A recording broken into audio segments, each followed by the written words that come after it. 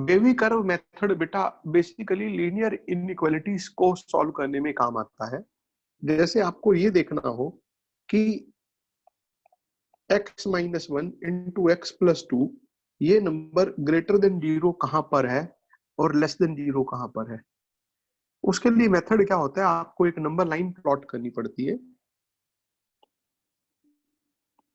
इस number line पर हम सिर्फ वो पॉइंट्स लेते हैं जहां पर ये दोनों फैक्टर्स जीरो हो। तो ये दोनों फैक्टर्स जीरो हो रहे हैं। x प्लस टू जीरो कहां पर हो रहा है, माइनस टू पर। x माइनस वन जीरो कहां पर हो रहा है, वन पर। तो हमारे ये दो क्रिटिकल पॉइंट्स हो गए, इनको क्रिटिकल वैल्यूज कहते हैं। वेवी कर्व में अब ये हमारी नंबर लाइन तीन पार्ट्स के अंदर डिवाइड हो चुकी है। पहला पार्ट है माइनस इंफिनिटी से लेकर माइनस टू तक। दूसरा पार्ट है माइनस टू से लेके वन तक। तीसरा पार्ट है वन से लेके इन्फिनिटी तक। ठीक है बच्चे। अब अगर x की वैल्यू वन से ज्यादा ले ली जाए इस पार्ट के अंदर, इस पहले वाले पार्ट के अंदर, अगर मैं x को कुछ भी ले लेता हूं, जैसे मैंने x को टू ले लिया इस पार्ट के अंदर, और टू को अगर मैं यहां और यहां रखता हूं तो मुझे रिजल्ट पॉजिटिव मिल रहा है। तो मैं क्या करूंगा, यहां पर फर्स्ट वाले इंटरवल के अंदर पॉजिटिव साइन लगा दूंगा। और ये वेवी कर्व का रूल होता है कि हमारे साइंस अल्टरनेट चलते हैं। पहला पॉजिटिव आया, फिर नेगेटिव आएगा, फिर पॉजिटिव आएगा। अब आपको देखना कहाँ है, greater than zero. Greater than zero मतलब पॉजिटिव। तो पॉजिटिव कहाँ कहाँ दिखाई दे रहा है हमारे को? हमारे को पॉजिटिव दिखाई दे रहा है एक माइनस इन्फिनिटी से माइनस टू तक, और एक वन से लेके इन्फिनिटी तक। तो हमारा सॉल्यूशन हो गया माइनस इन्फिनिटी से माइनस टू। दिया कुछ समझ आया बेटा? ये सर ये तो मुझे समझ आ गया था, बट मुझे अच्छा, ये दूसरी समझ नहीं आया कि वो जो x माइनस टू का होल स्क्वायर अब है उसको हमने अब मैं क्रिटिकल बताता पॉइंट हूँ। क्यों अब नहीं लिया? मान लो यहाँ पे स्क्वायर होता, ठीक है, मान लो यहाँ पर स्क्वायर होता, तो मैं क्या करता, मेरे क्रिटिकल पॉइंट्स अभी भी वही होते, माइनस टू वन। ठीक है। अब मैं अगर वन से बड़ा कोई भी नंबर लूंगा तो यहाँ पर पहले की तरह, जैसे यहाँ पहले पॉजिटिव साइन आया था, अभी भी पॉजिटिव साइन आएगा। चूंकि x माइनस वन का होल स्क्वायर है तो ये तो हमेशा पॉजिटिव होना ही होना है। तो इस क्रिटिकल पॉइंट के अबाउट, यानी कि यहाँ पर इसके अबाउट, इधर और इधर, जो साइन राइट में आया है ना, वही साइन लेफ्ट में लिया जाएगा। तो हमारा साइन क्या हो जाएगा, पॉजिटिव, पॉजिटिव, और फिर यहाँ पर लेंगे नेगेटिव। अब हमारा सॉल्यूशन पॉजिटिव कहाँ कहाँ है, माइनस टू से लेके वन तक है, और वन से लेके इन्फिनिटी तक है। समझ आ गया? दिया अगर किसी फैक्टर की पावर इवन आ जाए ना, तो जो साइन उसके राइट में लेना है वही का वही साइन उसके लेफ्ट में लेना है। क्यों? क्योंकि इस स्क्वायर की वजह से साइन चेंज नहीं होगा, क्योंकि ये तो हमेशा पॉजिटिव है। चाहे एक्स को वन से बड़ा लो, चाहे एक्स को वन से छोटा लो, तो जो वन से बड़े के साइन के लिए साइन है वही वन से छोटे के लिए भी है। क्लियर है बेटा? यस जब मैं सर। आपको वेवी कर्व करवाऊंगा ना तो आपको ज्यादा अच्छे से क्लियर हो जाएगा। अभी मैं आगे बढ़ रहा हूँ बेटा, ठीक है? हाँ जी। अभी मैं आगे बढ़ रहा हूँ, ठीक है, अभी मैं आगे बढ़ रहा हूँ। वेवी कर्व आपको करवाऊंगा तो बहुत अच्छे से समझ आ जाएगा। ये मैं बहुत सारे क्वेश्चन करवाऊंगा वेवी कर्व के ऊपर। तो एक बच्चे का और डाउट था, उससे पहले मैं सेट स्टार्ट करता हूँ। बेटा वो हो गया था आपका, गौतम? Yes sir. ठीक है, अच्छी बात है। मैं इसको मिटा देता हूँ फिर।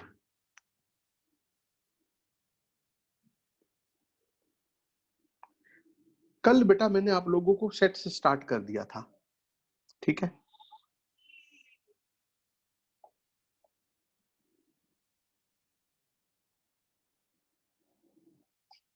आज मैं आगे बढ़ रहा हूं।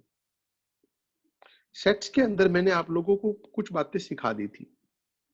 मैंने आपको ये भी सिखा दिया था कि कैसे सेट बिल्डर फॉर्म के अंदर लिखते हैं, रोस्टर फॉर्म के अंदर। सेट था क्या? सेट क्या था? A well-defined collection of different objects is called a set. Set को लिखने के दो तरीके होते थे, एक सेट बिल्डर फॉर्म और एक रोस्टर फॉर्म। रोस्टर फॉर्म में हम सारे के सारे एलिमेंट्स को लिखा करते थे, और रोस्टर सेट बिल्डर फॉर्म के अंदर हम एलिमेंट्स नहीं लिखते थे, उनकी कॉमन कैरेक्टरिस्टिक्स की हेल्प से सेट को रिप्रेजेंट करते थे। अक्षय कुछ पूछना चाहते हो बेटा? No sir. ठीक है, हैंड रेज कर रखा था इसलिए पूछ रहा था मैं। आज जितने भी हम क्वेश्चंस करेंगे बेटा, वो सारे के सारे क्वेश्चंस आप लोगों ने करने हैं, मेरे को बताने हैं कि सारे के सारे क्वेश्चंस कैसे होंगे ये, ठीक है? तो पहला question, describe each of the following in set builder form. x is a positive integer and is a divisor of 9। Divisor of 9 भी हो और पॉजिटिव इंटीजर भी हो। अक्षय, ऐसे कौन से पॉजिटिव इंटीजर हैं which are divisor of 9? Akshay. Sir 1 3 1 3 9। 1 3 9। तो हमारा आंसर क्या आ गया? 1 3 9। ये रोस्टर फॉर्म में कन्वर्ट हो गया। Very simple. Next question. Next question करने से पहले आपको मॉडुलस फंक्शन के बारे में पता होना चाहिए।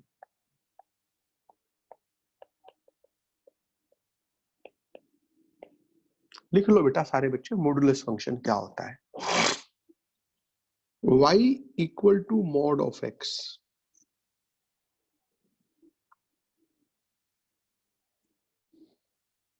means magnitude of x, that is distance of any point on a number line from origin।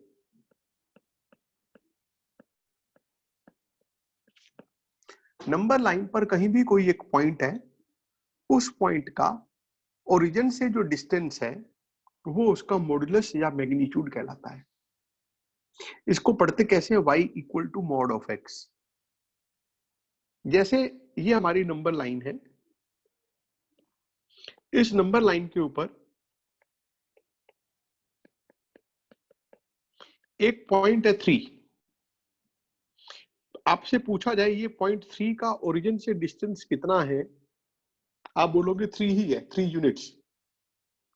तो मॉड ऑफ 3 3 हो गया। अब मैं पूछता हूं -3 का ओरिजिन से डिस्टेंस कितना है। डिस्टेंस कभी भी नेगेटिव नहीं होता, तो -3 का डिस्टेंस फ्रॉम ओरिजिन भी उतना ही है, यानी कितना है बेटा? ये -3 का मॉड भी 3 हो जाएगा। तो what is mod? Distance of any point from origin. तो नेगेटिव नंबर्स का मॉड भी पॉजिटिव हो जाता है।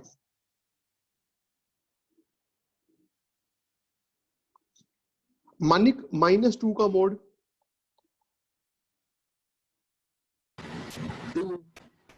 2 हो जाएगा। -5 का मोड 5 हो जाएगा, समझ गए? और 5 का मोड 5 हो जाएगा। मैं एक क्वेश्चन पूछता हूं, जो बच्चा इसका क्वेश्चन बिल्कुल सही जवाब दे देगा, मैं बेटा बड़ा खुश हो जाऊंगा। देखते हैं कौन बच्चा इस क्वेश्चन का सही जवाब देता है। आप क्लास में होते तो बेटा मैं कुछ इनाम देता उस बच्चे को, ठीक है? मोड ऑफ एक्स क्या होता है? जिसे पता लगता है वो हैंड रेज करेगा। Mode of X. जिनिश।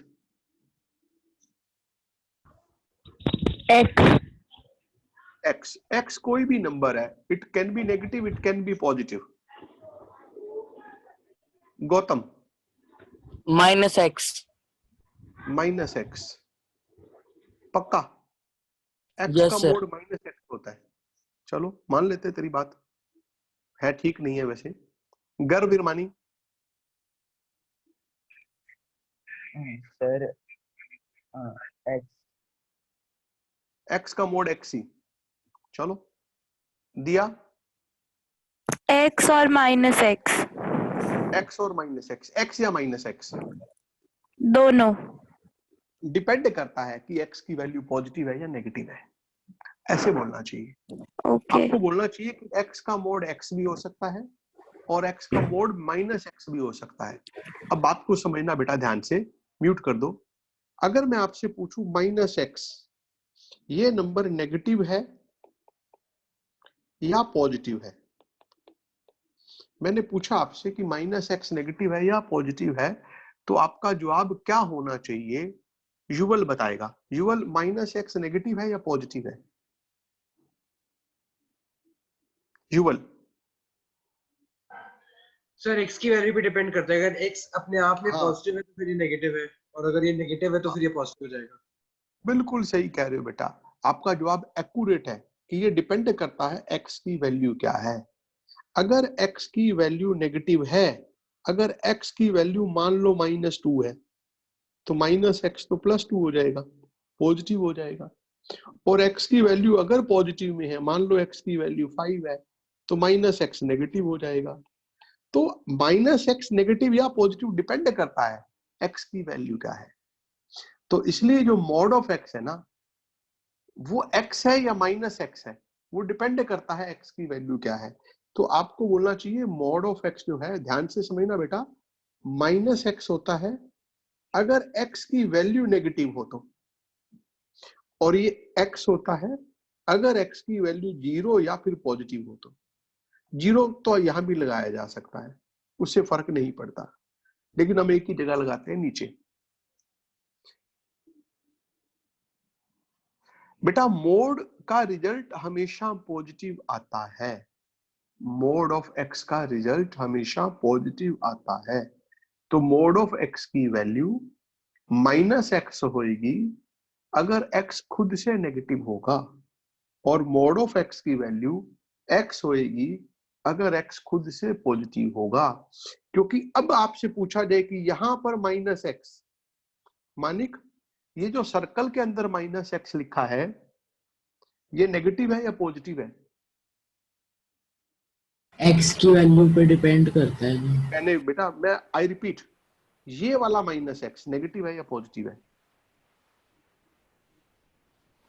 Minus x positive है। पॉजिटिव है। क्यों पॉजिटिव है? क्योंकि हमें दे रखा है कि एक्स की वैल्यू नेगेटिव है। समझ गए? देखो ये ऊपर वाला भी पॉजिटिव, नीचे वाला भी पॉजिटिव, तो मोड हो गया हमेशा पॉजिटिव। हार्दिका बेटा समझ आ गई आपको ये बात? Yes sir. पक्का? Yes sir. तो आज के बाद पूछा जाए व्हाट इज मोड एक्स, तो आप क्या जवाब दोगे? Minus x if x is negative and x if x is positive. किसी बच्चे को कोई डाउट हो तो पूछ सकते हो, ठीक है? जिनिश बेटा मेरा क्वेश्चन आपसे है, आपसे को कहा जाए मोड एक्स की वैल्यू 5 है, जिनिश -5 तो एक्स क्या है? -5। बस -5 है, पक्का? यस सर, क्योंकि 5 एक्स तो हो ये 5 भी हो सकते हैं। हाँ, तो आपको कहना चाहिए कि एक्स की वैल्यू या तो -5 है या 5 है, क्योंकि -5 का मोड भी 5 होगा और 5 का मोड भी 5 होगा। म्यूट कर दो बेटा। संभव ऐसे कौन कौन से नंबर है जिनका मोड 2 से कम होगा?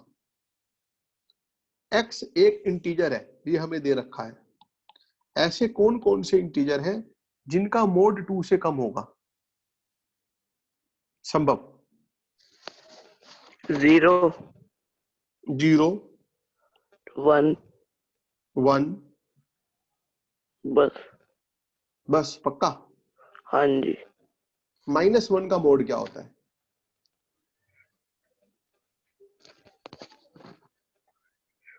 -1 का मोड कितना होता है बेटा? 1 नहीं होता? हाँ जी। तो क्या वो 2 से बड़ा है? वो भी हाँ तो 2 जी। से छोटा है। तो मोड ऑफ एक्स अगर 2 से कम है तो एक्स की वैल्यू क्या क्या होगी बेटे? या तो -1 होगी, या 0 होगी, या फिर 1 होगी। ठीक है बच्चे, लाइए अब स्टार्ट करते हैं। क्वेश्चन नंबर 4 की स्टेटमेंट पढ़ लीजिए। और जो जो बच्चे इसको कर सकते हो वो हैंड रेज करेंगे।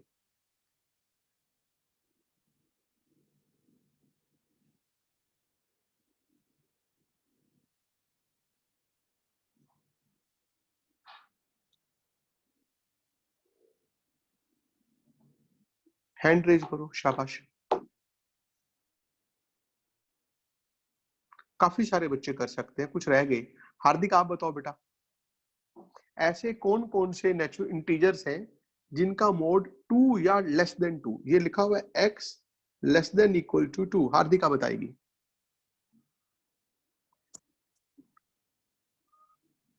सर एक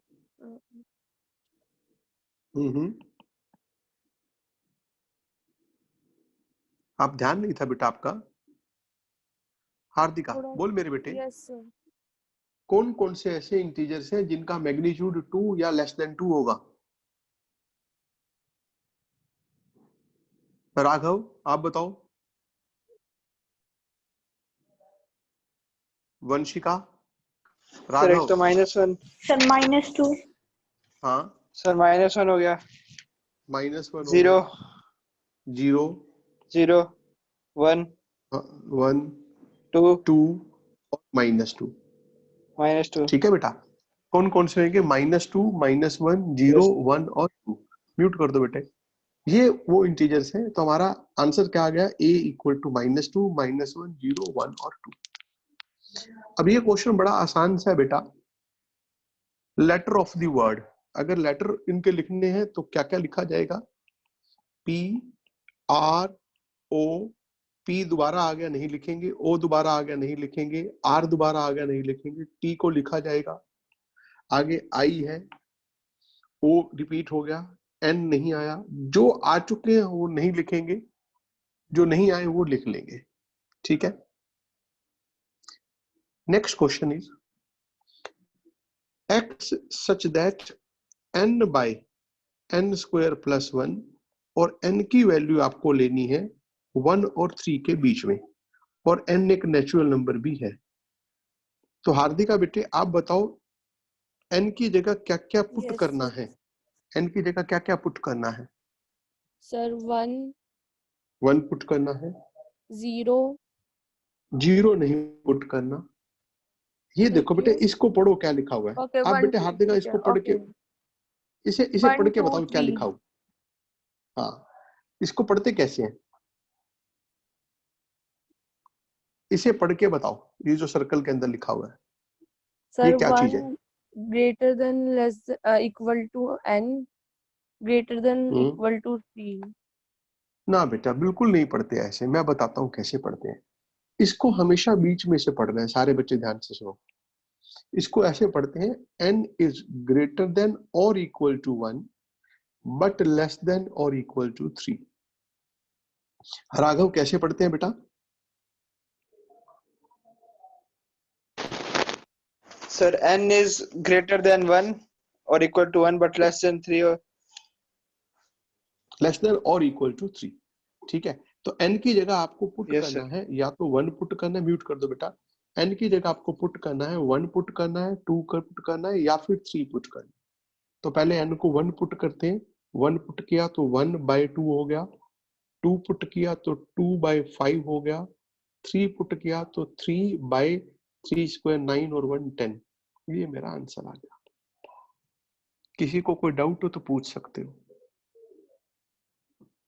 कोई डाउट नहीं है।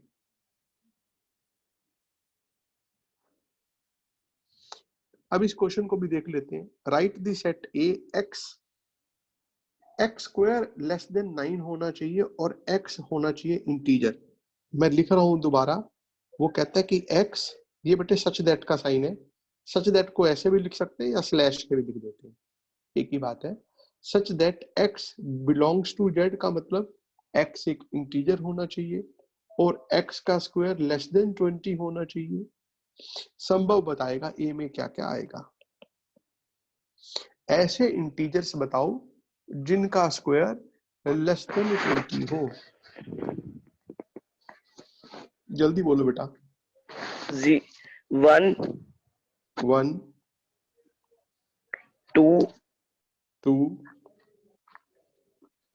3 थोड़ा तेज तेज बोलो बेटा, जल्दी जल्दी। 4 हाँ 5 5 नहीं का 5 स्क्वायर नहीं, इधर 1 से पहले -1 आ जाएगा, -1 आ जाएगा, -2 -2 और -3 -3 -4 -4 और भी कुछ और रह गया? 0 और 0। तो पहले 0 बोलना था ना, चलो ठीक है, आपने ठीक बोला बेटा जी, बिल्कुल सही बोला है, शाबाश। -4 -3 -2 -1 0 1 2 3 4, ये हमारा रिक्वायर्ड सेट हो गया। अब इस क्वेश्चन के अंदर मैं बेटे इसको थोड़ा बड़ा करने के लिए, ये दिखाई नहीं दे रहा होगा आपको, मैं इसको लैंडस्केप मोड में 1 मिनट के लिए कर रहा हूं, तो आप भी कर लो बेशक, लैंडस्केप मोड में देख लो ताकि दिख जाए क्लियरली। अब आपको साफ साफ दिख रहा होगा ये लैंडस्केप मोड के अंदर। इनको मैच करना है, एक बार आप मैच कर लीजिए, मैं आपको 1 मिनट का टाइम देता हूं, मैच कर लीजिए इनको, कौन किससे मैच कर रहा है।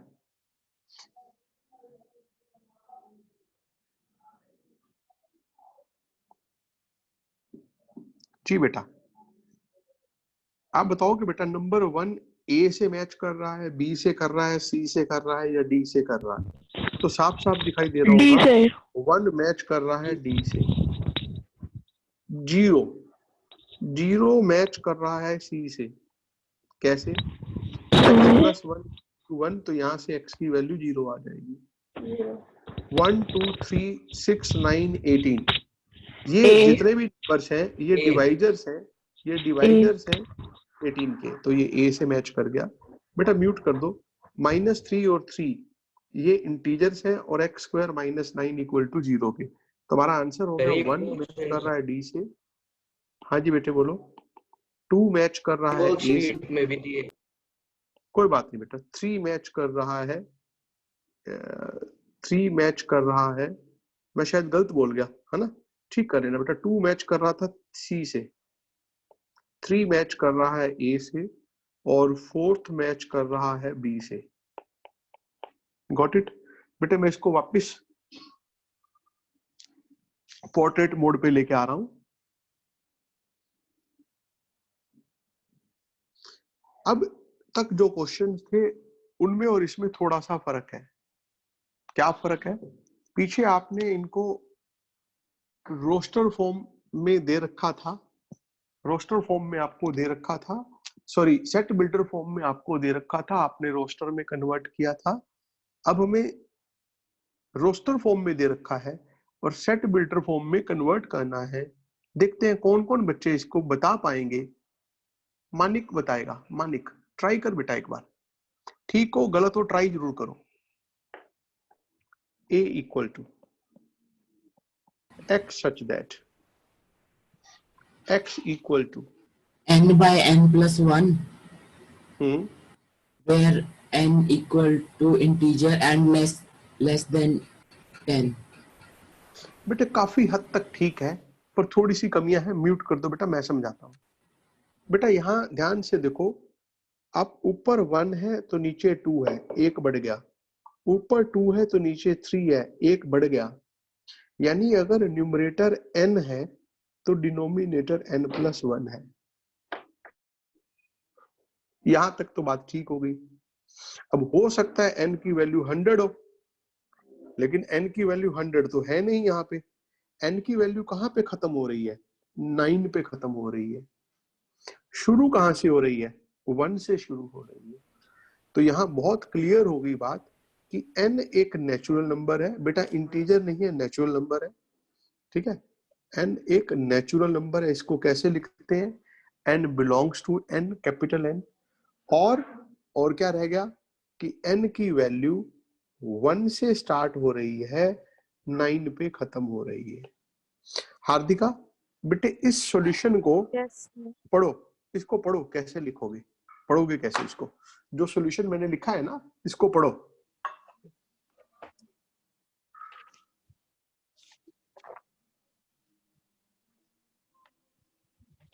पढ़ मेरे बेटे। A = x such that, ऐसे बोलो। X such that x = n/n+1 n hmm, sir n belongs to, n n belongs to belongs set of to natural numbers.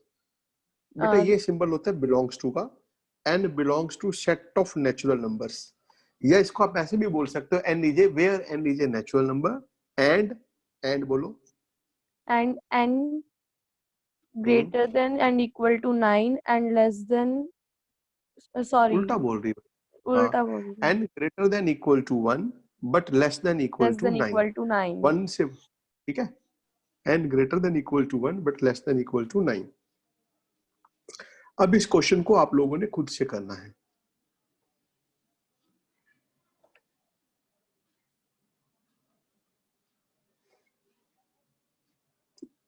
देखते हैं कौन बच्चा इसको कर पाएगा. ये a नहीं है, x है.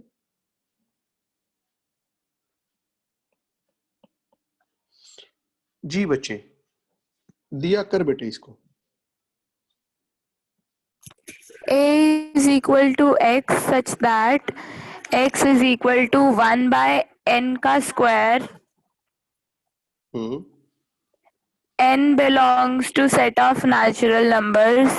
बस खत्म कहानी. एब्सोल्युटली करेक्ट है बेटा. देखो n को आप 1 रखते हो, यहाँ पर n को 1 रखते हो तो 1 ही आ जाएगा. n को 2 रखते हो तो ये 1/4 आ जाएगा. n को 3 रखते हो तो 1/9 आ गया. ये 1/4 का स्क्वायर है, ये 1/5 का स्क्वायर है. तो आपको बिल्कुल क्लियर हो गया. एब्सोल्युटली करेक्ट बेटे. नेक्स्ट क्वेश्चन बढ़ते हैं.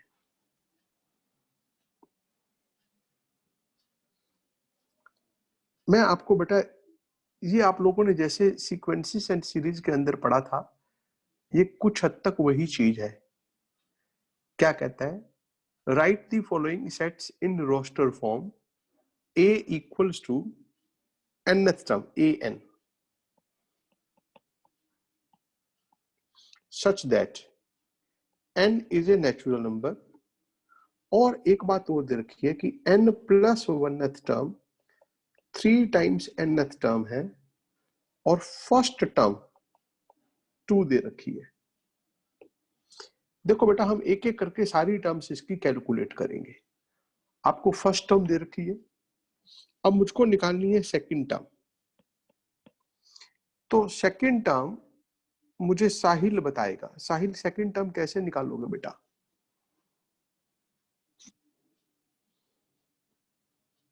Sir a/3.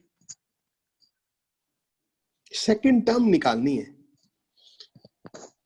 चलो आपकी हेल्प के लिए मैं यहां पहले लिख लेता हूं. n plus 1th term is 3 times nth term. आपको निकालनी है a2. कैसे निकलेगी सेकंड टर्म?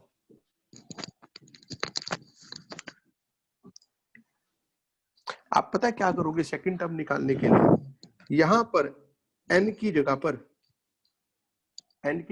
1 पुट करोगे तो a2 निकल जाएगा. ठीक है, पुट कर दिया n को 1, तो n की जगह यहाँ 1 रखोगे तो ये a2 बन गया. 3 n की जगह 1 रखा तो 3 टाइम्स a1. 3 इंटू a1 की वैल्यू 2 है तो 3 इंटू 2 6. सेकेंड टर्म 6 आ गई. अब n को 2 रखते हैं बच्चे. n को यहाँ पे 2 रखते हैं. n को 2 रखते हैं. n को 2 रखा तो ये हो गया a3 equals to 3 times n को 2 रखा तो ये a2. 3 टाइम्स a2 है 6. 3 इंटू 6 18. साहिल कुमार, आगे बता बेटा. सर n को 3 रख देंगे बोलता तो चल बेटा. शाबाश. तो a4 हो जाएगा इक्वल टू 3 4 12 हो जाएगा सर. 3 इंटू मतलब टोटल 12 हो जाएगा. कैसे? 3 इंटू 4, अच्छा सॉरी 3 इंटू 3 9 हो. अब बुद्धू से 3 हो जाएगा n को 3 रखा सर. तो 3 ये n को a3 आएगा बेटा. मेरे बेटे a3 आएगा.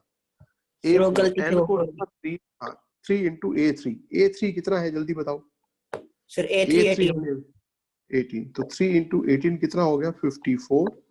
और यहाँ आगे डॉट डॉट डॉट लगा देंगे.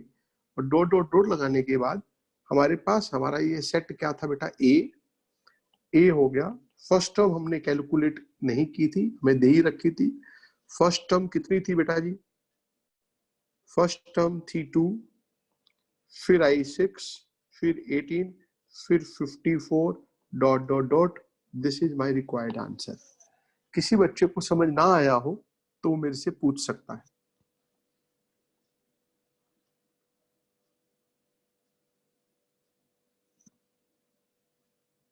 Got it?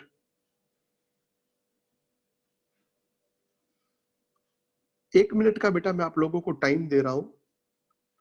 यहां आपको दे रखा है n+2th term is n-1th term plus nth term, sorry n+1 है यहाँ भी।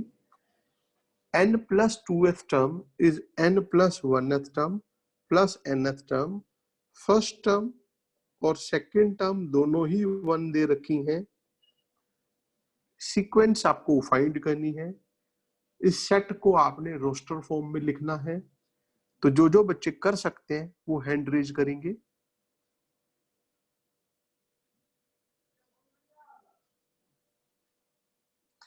वंशिका बताएगी कैसे करेंगे।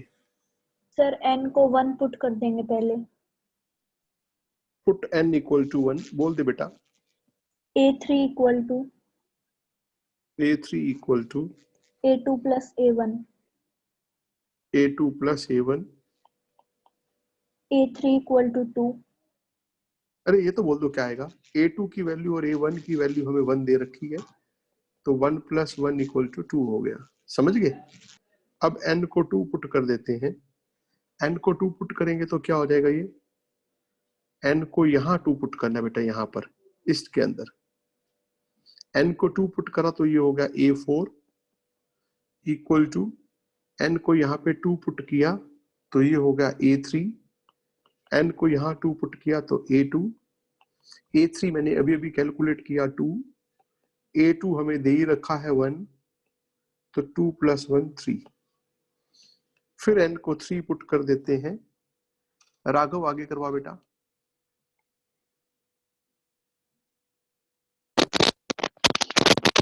a5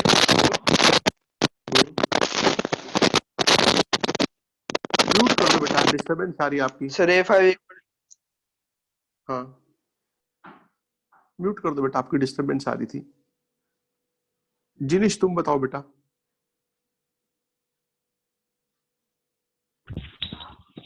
A4 plus A3, शाबाश।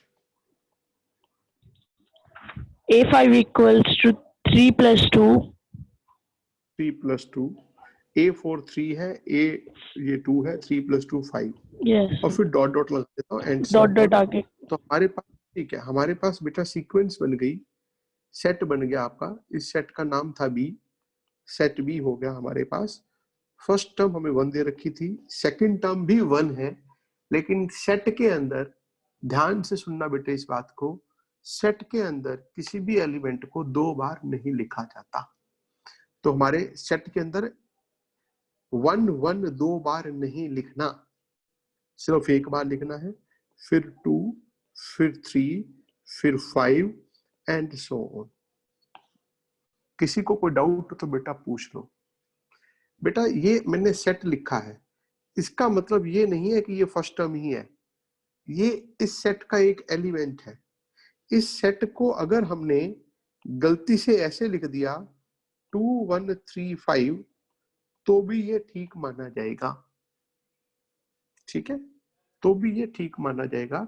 सेट के अंदर order of the elements does not matter. In A set you can write the elements in any order. Order of the elements does not matter. बेटे आपकी ये फर्स्ट और second DPP आप लोग कर लेना, ठीक है। अब मैं आगे बढ़ रहा हूं। अगला टॉपिक है बेटा cardinal number of a finite set. लिख लो बेटा सब बच्चे, cardinal number of a finite set. Cardinal number क्या होता है? Number of elements in a finite set A is called its cardinal number. किसी भी सेट के अंदर कितने एलिमेंट्स हैं, ये उसका कार्डिनल नंबर कहलाता है। ठीक है, और इसको हम डिनोट करते हैं n ऑफ a से, and it is denoted by n of a। For example, एक सेट A है x y z, इसका कार्डिनल नंबर हो गया 3। संभव एक सेट B ऐसे लिखा है x such that x is natural number and x is greater than equal to 5, less than equal to 7। बेटा इसका कार्डिनल नंबर बता।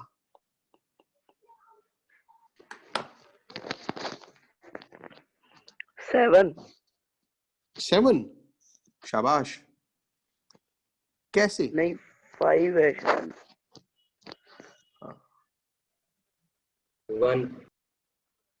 1 किसने बोला? मेरे को देखा नहीं मैंने, 1 किसने बोल दिया? 3 साहिल ने बोला 3 ठीक है बेटे। पता है कैसे संभव?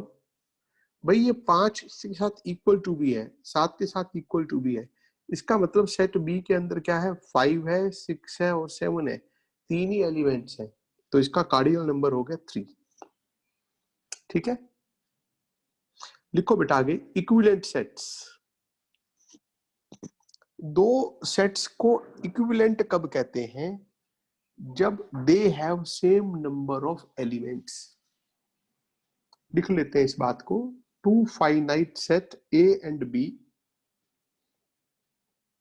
are said to be equivalent. 2 finite sets A and B are said to be equivalent if they have same cardinal number, that is if n of A ये equal to n of B, if n of A equal to n of B, यानी A के number of elements अगर B के number of elements के equal हो तो इसको हम इक्विवेलेंट सेट्स कहते हैं। ठीक है बच्चे, मैं आगे बढ़ रहा हूं। जैसे एक सेट A है, इसमें A B C एलिमेंट्स हैं, A B C D ले लेता हूं, आप हर बार कहोगे 3 ही ले रहे हैं सर। सेट B के अंदर है U V W I, तो n of A equal to n of B, दोनों में 4 एलिमेंट्स हैं, तो A ये सिंबल होता है बेटा इक्विवेलेंट का। जो सिमिलरिटी वाला एक सिंबल था ना, वही सिंबल हम यूज करते हैं इक्विवेलेंट सेट्स के लिए। तो A is equivalent to B। ये 2 सिंबल्स हम बार बार इस्तेमाल होते हैं मैथ्स के अंदर। ये जो पहला सिंबल आपको दिखाई दे रहा है ये इंप्लाइज टू,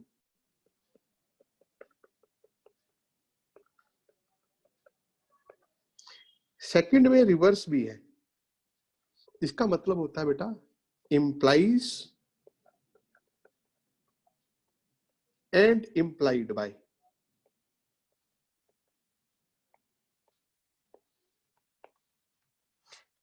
इस सिंबल को आप ऐसे भी मेंशन कर देते हो IFF, मिलता जुलती बात है, ये मिलती जुलती बात है, एग्जैक्टली सेम तो नहीं है लेकिन मिलती जुलती बात है।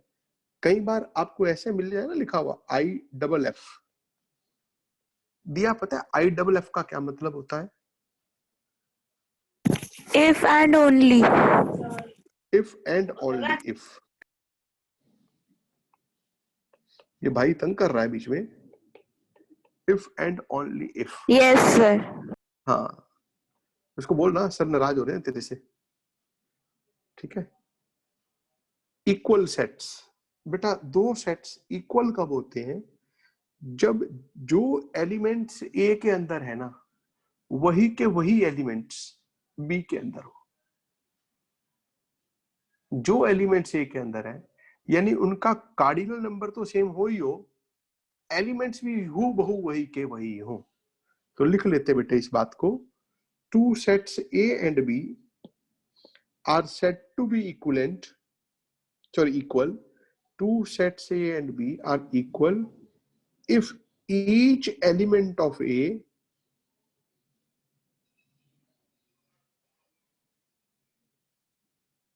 is an element of B and each element of B is an element of A. जो B का एलिमेंट है वो A में हो और जो A का एलिमेंट है वो B में हो, तो ऐसे को हम बोलते हैं इक्विवेलेंट सेट्स। ठीक है बच्चे, सॉरी इक्वल सेट्स। आप इस बात को मैथमेटिकली कैसे लिखोगे, दैट इज वेरी इंपॉर्टेंट, कि मैथमेटिकली कैसे लिखेंगे। ऐसे लिखेंगे x belongs to A,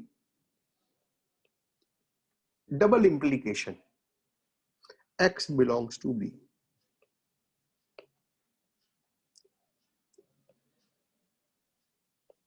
then A equal to B। इस बात को बिल्कुल मत भूलना बेटा कि x belongs to A, double implication x belongs to B। मतलब क्या है कि अगर x A में है तो वो B में भी है, और डबल इंप्लीकेशन का मतलब है कि इसका रिवर्स भी ट्रू है। आप बात को उल्टा कर दोगे तो वो भी ट्रू है। तो ऐसे केसेस में हम A और B को इक्वल कहते हैं। किसी को ना समझ आई हो बात तो वो पूछ सकता है।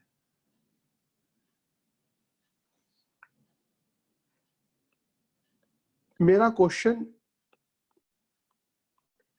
युवल से है। युवल, मैं दो बातें लिख रहा हूं।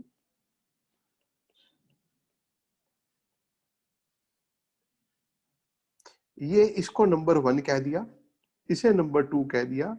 युवल 1 और 2 में क्या फर्क है? सर 1 और 2 में ये फर्क है कि वो जो बोल रहे हैं कि अगर x a को बिलोंग करता है तो वो x b को, वो तो x b का भी b को भी बिलोंग करेगा।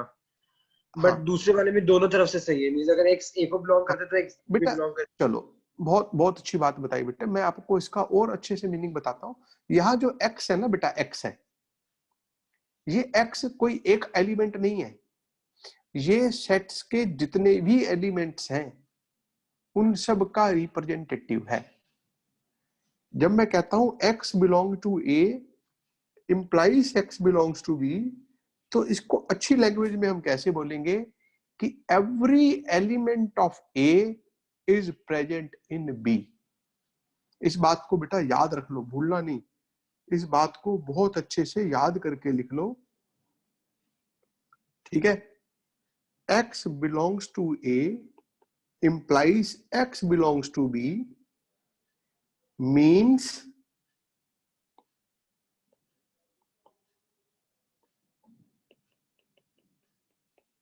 every element of A is present in B। आमतौर पे बच्चे क्या समझते हैं कि ये सर ना किसी एक एलिमेंट की बात कर रहे हैं। जब मैं कहता हूं ना x बिलोंग्स टू A, तो x एक वेरिएबल है, वो वेरी कर रहा है, वो A के सभी एलिमेंट्स को रिप्रेजेंट कर रहा है। वंशिका, मेरी ये बात समझ आई बेटे? Yes sir. हाँ, मतलब ये किसी एक पर्टिकुलर एलिमेंट की हम बात नहीं कर रहे, ये A के सारे एलिमेंट्स की बात कर रहे हैं और x उनका रिप्रेजेंटेटिव है। आप ऐसा मान के चलो। अब इस बात को भी बेटा ध्यान से लिख लेना। Note, two sets A and B are said to be equal if x belongs to A implies x belongs to B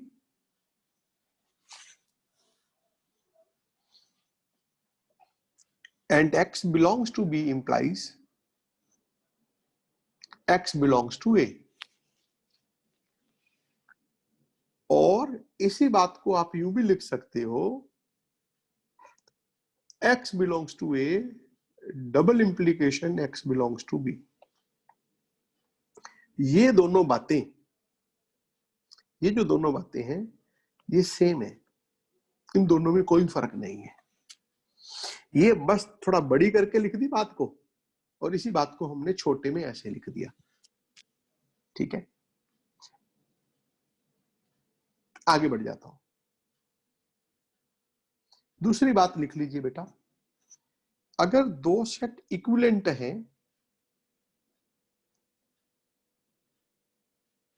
equal sets equivalent होते हैं, लेकिन इक्विवेलेंट सेट्स में और मे नॉट बी इक्वल। इसमें तो कोई बड़ी बात ही नहीं है, आप लोगों को समझ आएगी होगी। भाई अगर दो सेट इक्वल हैं तो उनके अंदर नंबर ऑफ एलिमेंट्स तो सेम है ही है, इसका मतलब। लेकिन नंबर ऑफ एलिमेंट्स सेम है तो ये जरूरी नहीं है कि एलिमेंट्स भी सेम ही हो। ठीक है, तो इक्वल सेट्स तो इक्विवेलेंट होते हैं, लेकिन इक्विवेलेंट सेट इक्वल हो ये जरूरी नहीं है। Next is very important, very very important.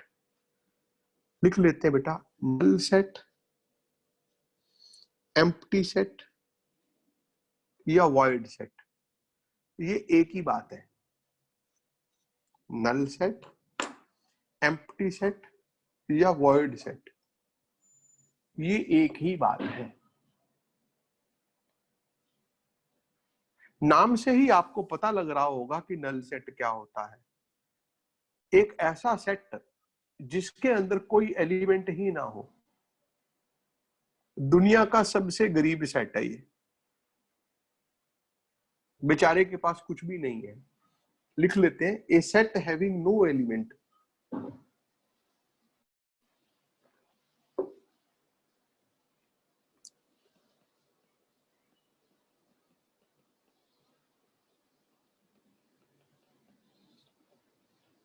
is null set or empty set or void set.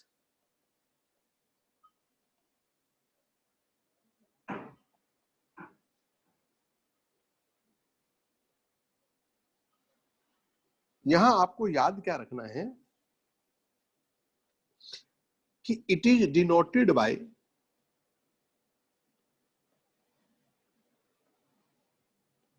इसको डिनोट कैसे करते हैं, फाई से। ये ग्रीक लेटर है बेटा फाई, या फिर दो ब्रैकेट्स, दो ब्रेसिस को फ्री छोड़ दो, खाली छोड़ दो। ये एम्प्टी सेट की रिप्रेजेंटेशन है। मैं एक दो एग्जांपल्स देता हूं। ए एक सेट है, एक्स सच दैट, एक्स एक नेचुरल नंबर है और एक्स ग्रेटर देन 6 है बट लेस देन 7 है। भाई ऐसे कितने नेचुरल नंबर हैं जो 6 और 7 के बीच में है? आप बोलोगे सर एक भी नहीं है। तो ये सेट कैसा सेट है? ये सेट एक एम्प्टी सेट है, नल सेट है, वाइड सेट है।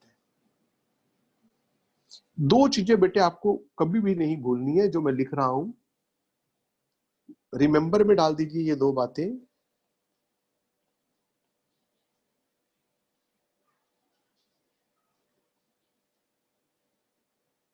दिया, ये जो सेट मैंने लिखा इज, पूरी करो बात को, इज नल सेट और not a null set? null set, लिखो बेटा, is not a null, not a null set. Not, याद रखना बेटे इस बात को। नल सेट ऐसे लिखते हैं बेटा, देखो एम्प्टी से, लेकिन अगर आपने एक इसको करली ब्रैकेट के अंदर डाल दिया तो ये नल सेट नहीं रहेगा।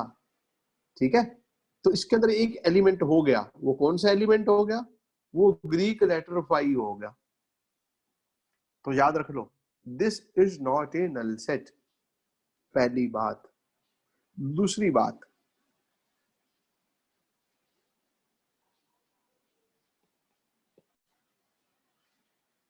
गर्व बोलो बेटा, ये नल सेट है या नहीं है?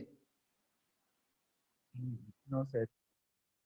ये नहीं है, शाबाश, is not a null set. क्यों? इसके अंदर भी एक एलिमेंट है। कौन सा एलिमेंट है? वो 0 है। ठीक है। मानिक, तीसरी बात और लिखवा देता हूं मैं, वैसे 2 थी दिमाग में, तीसरी भी आ गई।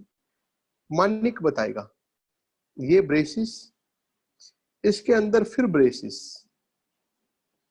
अब बता मानिक, ये नल सेट है या नहीं है?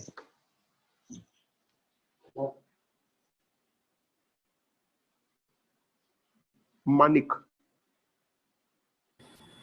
है। ये है नहीं बेटा, लिख लो, is not a null set. पता है क्यों? क्योंकि ये भी एक सेट कंटेन कर रहा है, और वो कौन से सेट को कंटेन कर रहा है? एम्प्टी सेट को कंटेन कर रहा है। ये वाली चीज और ये वाली चीज एक ही बात को रिप्रेजेंट करती है। आपने बोला था फाइव, और देखो ये फाइव या ये देखो मेरे ऊपर बताई थी बात, ये एक ही बात है ना? तो ये भी एम्प्टी सेट नहीं है। एम्प्टी सेट को सिर्फ एक ही तरीके से लिखा जाता है, ऐसे या फिर ऐसे, वो एक ही बात है।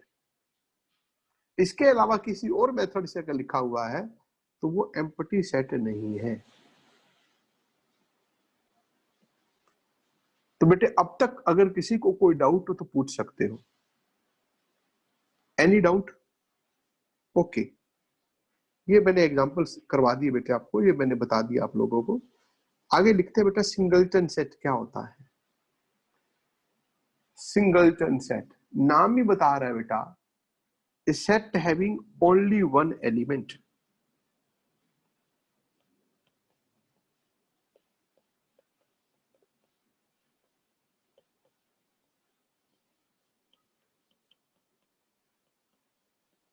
एक एग्जांपल दे देता हूं। ये जो सेट मैंने लिखा ना बेटा, ये सिंगलटन सेट है ना? चलो नेक्स्ट है पेयर सेट। पेयर से भी आपको पता लग रहा होगा, एक ऐसा सेट जिसके अंदर 2 एलिमेंट हो।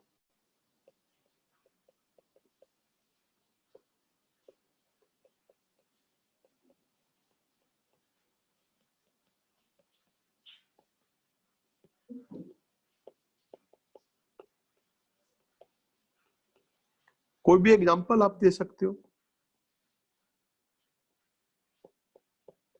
ये एक पेयर सेट है, वेरी सिंपल एग्जांपल। आगे बढ़ते हैं। ये बहुत इंपॉर्टेंट टॉपिक है बेटे, और मैं इसको आपको बताऊंगा परसों। ठीक है, ये बता ही, चलो परसों बताता हूं मैं इसको। सर पेयर सेट दोबारा बता दो। चलो मैं बता देता हूँ, एक आखिरी चीज रह गई है। बोलो बेटा, कौन सा? पेयर सेट बता दो एक बार दोबारा। पेयर सेट बेटा वो सेट होता है जिसके अंदर 2 एलिमेंट्स हो। ठीक है, जैसे मैंने सेट लिखा 2,5, इसमें 2 एलिमेंट्स हैं, तो ये पेयर सेट है। ठीक है, एक आखिरी चीज रह गई है बेटे इसके अंदर, सर सेट ऑफ सेट। हाँ बेटे बोलो। कल टेस्ट है? नहीं बेटे, मेरे को तैयार नहीं हुआ, मैं व्हाट्सएप कर दूंगा आप लोगों को। ठीक है, या ले ही लेता हूं। कल रात को 8 बजे टेस्ट है बेटा, फाइनल कॉम्प्लेक्स नंबर्स का टेस्ट रिपीट कर रहा हूं। ठीक है, कल रात को 8 बजे आपका कॉम्प्लेक्स नंबर्स का टेस्ट होगा। सेट ऑफ सेट्स, एक ऐसा सेट जिसके अंदर जो एलिमेंट्स है ना, वो भी सेट्स ही हो। जैसे मान लो आपने ये 3 सेट्स बनाए, एक 1 सेट बनाया, एक सेट 1,2 बनाया, एक सेट A,B बनाया, ये 3 सेट बनाए, और इन तीनों सेट्स का भी एक से सेट बना दिया जाए, तो ऐसे सेट को हम कहते हैं सेट ऑफ सेट्स। लिख लिया बच्चे? अब अगर आपसे पूछा जाए इस सेट के अंदर कितने एलिमेंट्स हैं, इस सेट के अंदर कितने एलिमेंट्स हैं, तो आप बोलोगे इस सेट के अंदर 3 एलिमेंट्स हैं, 1, 2, 3। आप कहीं ऐसे मत काउंट कर लेना 1, 2, 3, 4, ये गलत हो जाएगा। इस सेट के अंदर एलिमेंट्स कौन कौन से हैं? ये 3 वाले एलिमेंट्स हैं नीचे वाले, तो इसके नंबर ऑफ एलिमेंट्स यहाँ पर 3 है। किसी को कोई डाउट हो बेटे अब तक तो पूछ सकते हो। एक ये एग्जांपल्स हम कल करेंगे, ठीक है।